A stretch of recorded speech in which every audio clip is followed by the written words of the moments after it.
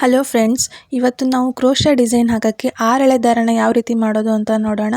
ನಾನು ಇಲ್ಲೊಂದು silk thread ತೊಗೊಂಡಿದ್ದೀನಿ, ಹಾಗೆ ಒಂದು ದಾರದ ರೀಲನ್ನು, ಖಾಲಿ ರೀಲನ್ನು ತೊಗೊಂಡಿದ್ದೀನಿ.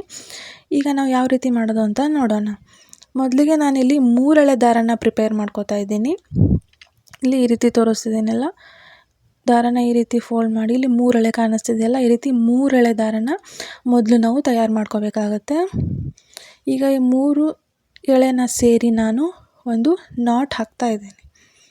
3 ಎಳೆನ ಸೇರಿ ನಾನು ನಾಟ್ ಹಾಕ್ತಾ ಇದ್ದೀನಿ.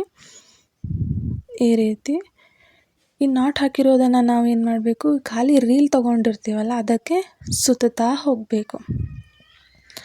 ಸುತ್ತಾ ಹೋದಂಗೆ ಇಲ್ಲಿ ನೆಕ್ಸ್ಟ್ ಏನಾಗುತ್ತೆ, ಮತ್ತೆ ಇಲ್ಲಿ 2 ಎಳೆ ದಾರ ಕಾಣಿಸ್ತಿದೆಯಲ್ಲ, ಈ 2 ಎಳೆ ದಾರದ ಗ್ಯಾಪಿಂದ ನಾವು ಆ 1 ಎಳೆ ದಾರನ ಎಳ್ಕೋಬೇಕು. ಇನ್ನೊಂದು ಸಲ ತೋರಿಸ್ತೀನಿ.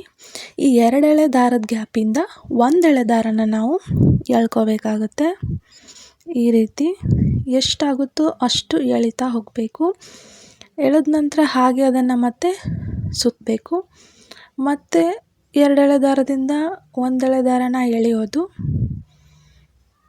ಅದೇ ರೀತಿ ಮತ್ತೆ ರೀಲ್ಗೆ ದಾರನ ಸುತ್ತುತ್ತಾ ಹೋಗಬೇಕು. ಈ ರೀತಿ ನೀಟಾಗಿ ಸುತ್ಕೋಬೇಕು, ಯಾವುದೇ ಗಂಟು ಇಲ್ದಂಗೆ. ಈಗ ಇದೇ ರೀತಿ ಇನ್ನೊಂದು 3 ಎಳೆ ದಾರನ ರೆಡಿ ಮಾಡ್ಕೋಬೇಕು. ಈಗ ಹೆಂಗೆ ಒಂದು 3 ಎಳೆ ದಾರ ಪ್ರಿಪೇರ್ ಮಾಡಿದ್ವಲ್ಲ ಹಾಗೆ ಮಾಡಿಕೊಂಡು ಎರಡೂ ಸೇರಿ ಸುತ್ತ 3 ಎಳೆ ಎರಡೂ ದಾರನ ಸೇರಿ ಒಂದು ರೀಲ್ಗೆ ನಾವು ಸುತ್ಕೋಬೇಕು. ಆಗ ನಮಗೆ 6 ಎಳೆ ದಾರ ರೆಡಿ ಆಗುತ್ತೆ.